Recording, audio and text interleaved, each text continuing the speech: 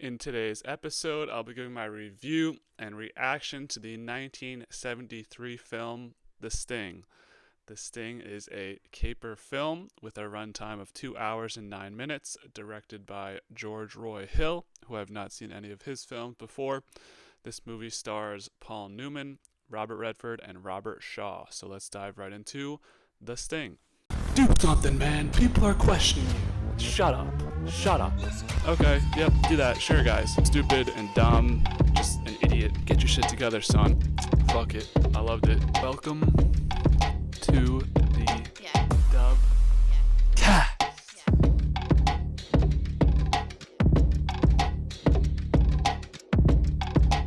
I think The Sting was a somewhat fun movie, especially for being filmed in the 70s.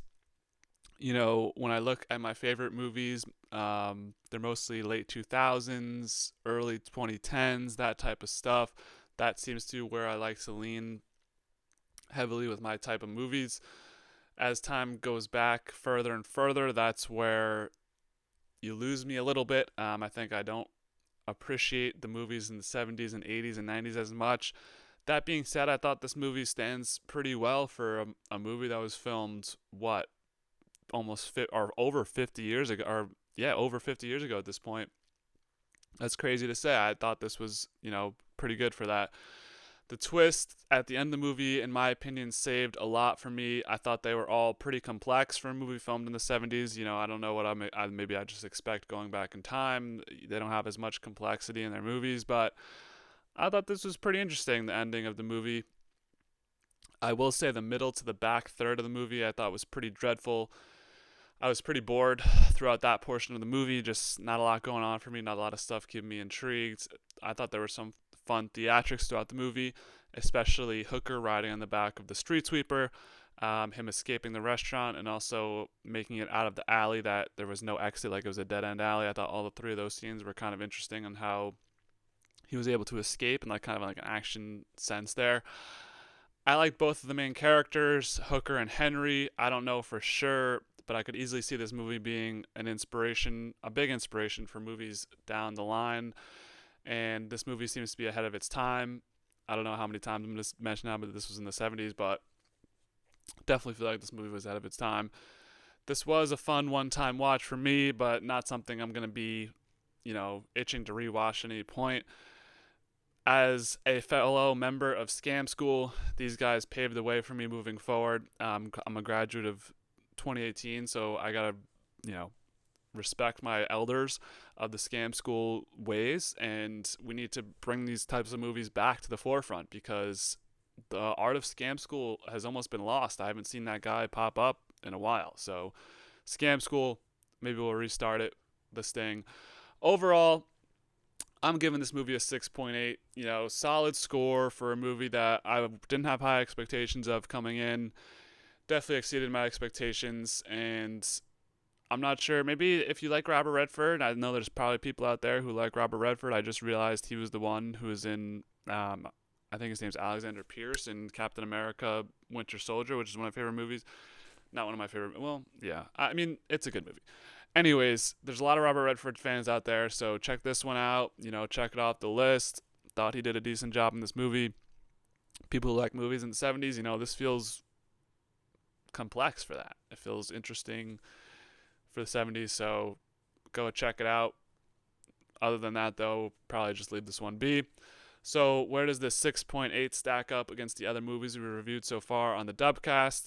This is the 53rd movie review we've done on the channel. This will rank at number 42 of those 53 movies so far. This ties to Live and Die in LA at a 6.8. Splitting hairs, I would definitely choose this movie over To Live and Die in LA. I feel like the characters were more complex and likable, and also the ending was more interesting. And I thought they did a lot of stuff at the ending that To Live and Die in LA tried to do, but couldn't really do as well. So there's your splitting hairs between the 6.8s. Comparing this to the other Robert Redford movie we reviewed, which was All the President's Men, that got a 5.2. This gets a 6.8. So we have a new top dog in the Robert Redford movies. And the only movie I really found similar to this one it's weird to say, but was 310 to Yuma. I mean, that's kind of a stretch, but I don't know. 310 to Yuma got a 7.9, so clearly better than this movie. But Sting, I think, will hold up well over time. Like, it has over 50. Like, this movie was double my age filmed ago. Like, that's crazy to say. So, 6.8, I think, is a respectable, solid score for The Sting. Now, let's dive right into my thoughts and reactions. So, as y'all know, as loyal Dubcast listeners and viewers, I always like to talk about the beginning of the movie. So we start this one out. They give us a nice little background of where we're at. We're in Joliet, Illinois. I've definitely heard of that place before, but I don't know if it's good or bad. I don't know if Joliet still exists. I don't know what the deal is with Joliet. I just know it's a town in Illinois. I guess it's kind of just like a random Midwest vibes town, is from what I'm getting. 1936, thought that was an interesting choice to go back 40 years. I guess you kind of need that in order to fulfill some of the stuff you're trying to accomplish with this movie. I honestly forgot that this movie was taking place in 1936 throughout the film, but, you know, things happen. So we start this movie out with Mottola. He is going to have to carry an envelope of $5,000 and also more money to somewhere else. I guess they kind of had like I call it a drop company, where you're like money dropping, like we see Mike do in Breaking Bad. It was kind of like that, where he actually has to bring money somewhere else. Obviously, this guy was kind of made to be like a fool, because he gets straight scam schooled on the way out. He is confronted by Luther and Hooker. Well, it's like a good guy, bad guy scam. I gave this scam a 9 out of 10. Like, I thought this was pretty well done, where you have like the sleight of hand with the handkerchief. Hooker gets him, takes all the money, leaves him with the fake money, and they're gone with the money. So I thought that was a pretty good scam, where I think Luther was trying to like fake rob him or something. So I thought that was pretty well done. Like, you're not expecting the double reverse, where the guy who tries to come and help you is a scammer as well. Like, I thought that was good. And, you know, I probably would fall for that too. I mean, but I ain't carrying no fucking handkerchief, man. Fuck that. So maybe I wouldn't fall for this. Also, I probably would just keep walking on the street and not even talk to the guy. Anyways, good scam for 1936. I gave it a 9 out of 10 on the scam school meter. So right after you win money and you're Hooker, where do you take your money? Do you put it in a savings account? You know, this is the Great Depression, or around the Great Depression. Maybe we should save up, you know, buy a house someday. There's a girl you're with, you know, maybe we get her a nice dress, get her a drink. I don't know. No. Blackjack. Yeah, he puts it, was it blackjack or roulette? I forget. I think it was roulette. Loses 3,000 instantly. It was roulette. Unless you're Dana White, where you can like walk into a casino, and even Dana White, I just saw on the news, lost the $10 million baccarat. I don't even know what the fuck baccarat is. He lost the $10 million baccarat tourney. Bro, don't go into a casino expecting like with $3,000, which is like a lot of what your take on what you just scammed. That's, I mean, we don't need to do the conversions, but Great Depression, $3,000. Come on, bro. I mean, I know there's people out there who, you know, they'd rather gamble their money away and try and get the diamonds, mine away at the diamonds. The diamonds are right there. There ain't no fucking diamonds. Anyways, he loses the money right away, and the girl's pissed off at him, because it's like, dude, you just won all this, or you just stole all this money, and now you're just gonna blow it all away on a fucking game. Which I respect that, because, well, she didn't really seem to be like a close romantic interest. That's because he gets another romantic interest down the line. But I don't know, maybe could have pursued her with like buying her something instead of just blowing $3,000 in her face. What are you gonna do though?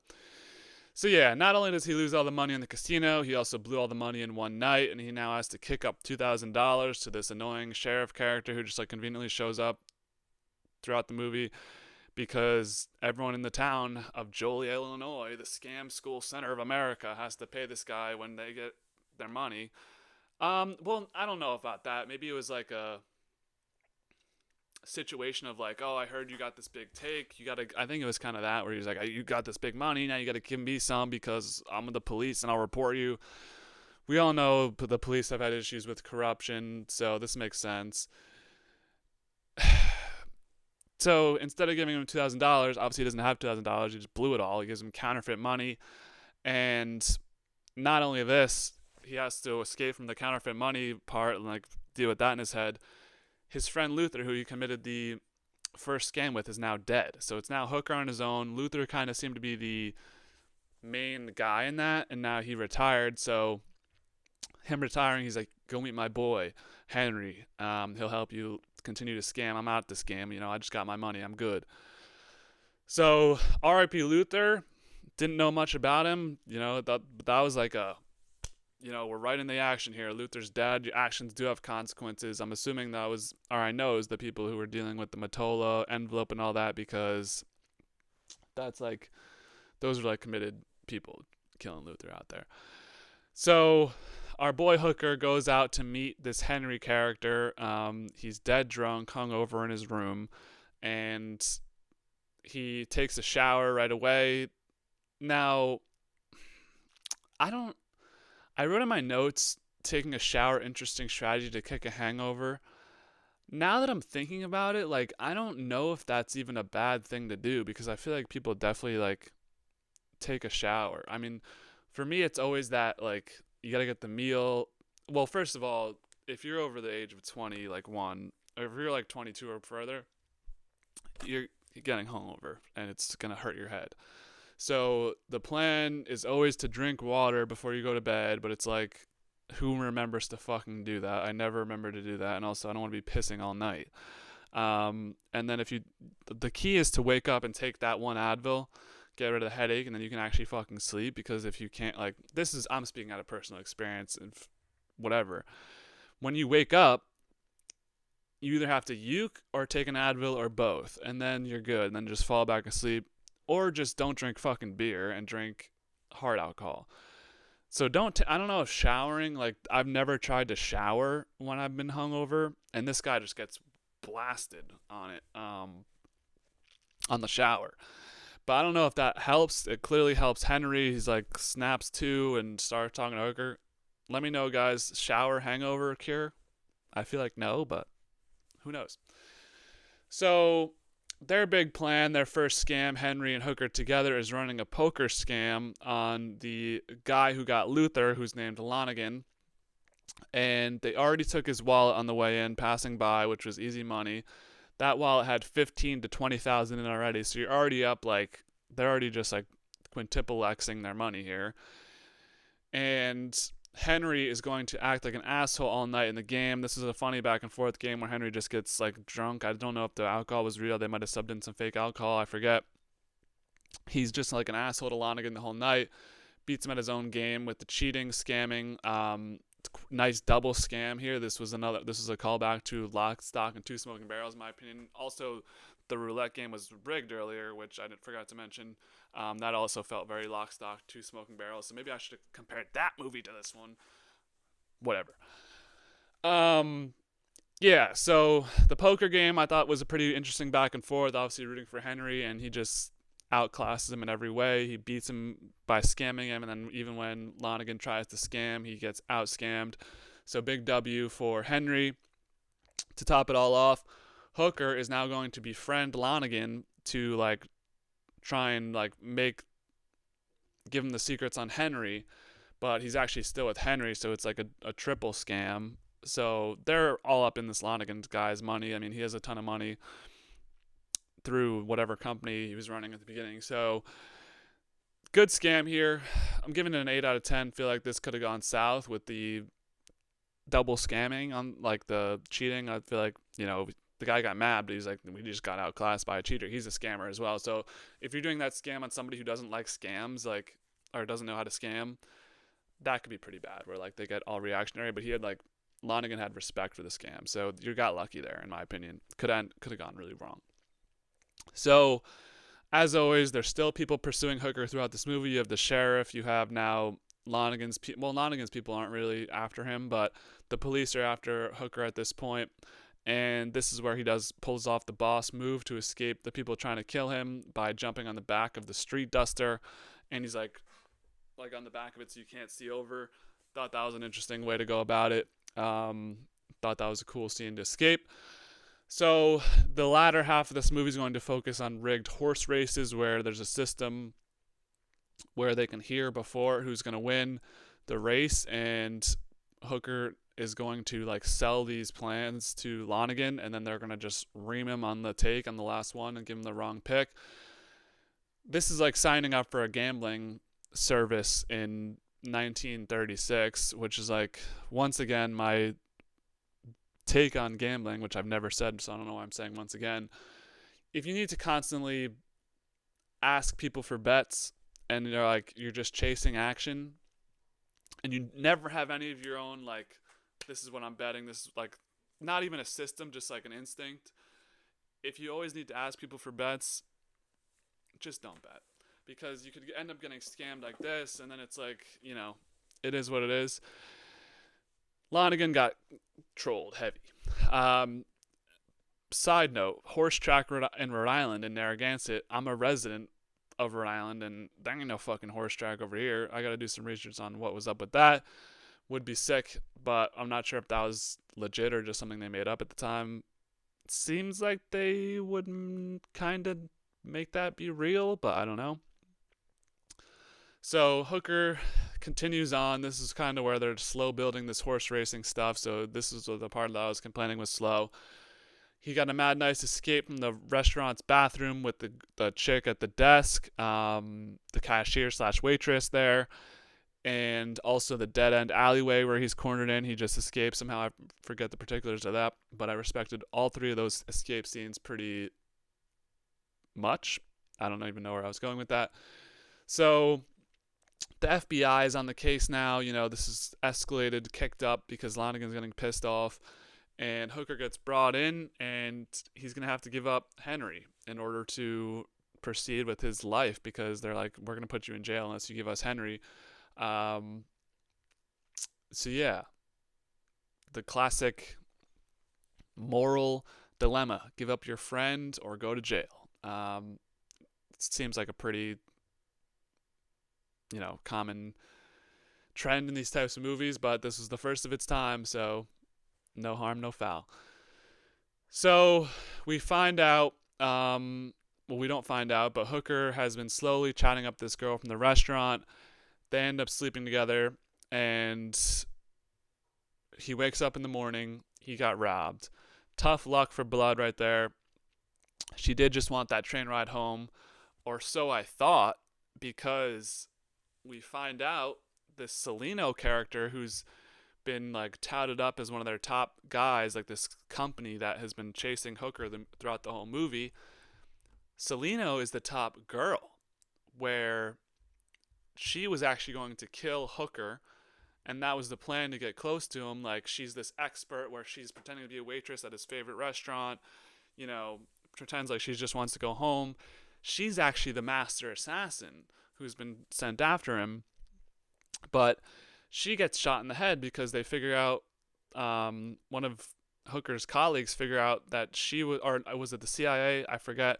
Someone figures out that she was the one, shoots him in the head, and so that proceeds for Hooker to to continue on his big day of pulling in or giving up Henry, doing this whole scam with the sheriff and everything.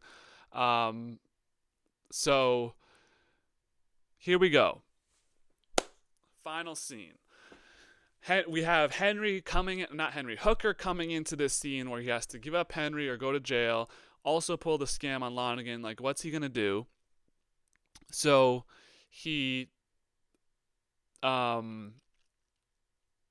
pull the scam. They do the CIA or the FBI after the scam. They're like, hold up, this is an arrest. Henry shoots Hooker. And then Snyder, the FBI agent, shoots Henry. But we find out, fake blood, it was all a ruse, and Lonigan and the sheriff leave. So they got the $500K. So what was, like, that takes you for a trip right there. That's the ending that we need in these type of movies, like, pulling over on you to the max. So that's what I really respect about this movie. the CIA thing, like FBI, I'm sorry, I forget if it was FBI or CIA. So they were just faking it all along. Or they just wanted money. They were probably just bought out. I don't know. That part's a little fuzzy for me, but pretty good ending. It's like, whoa, things happen and there's, fake outs and everything. I like that part. That was my favorite part of the movie was the ending. It was like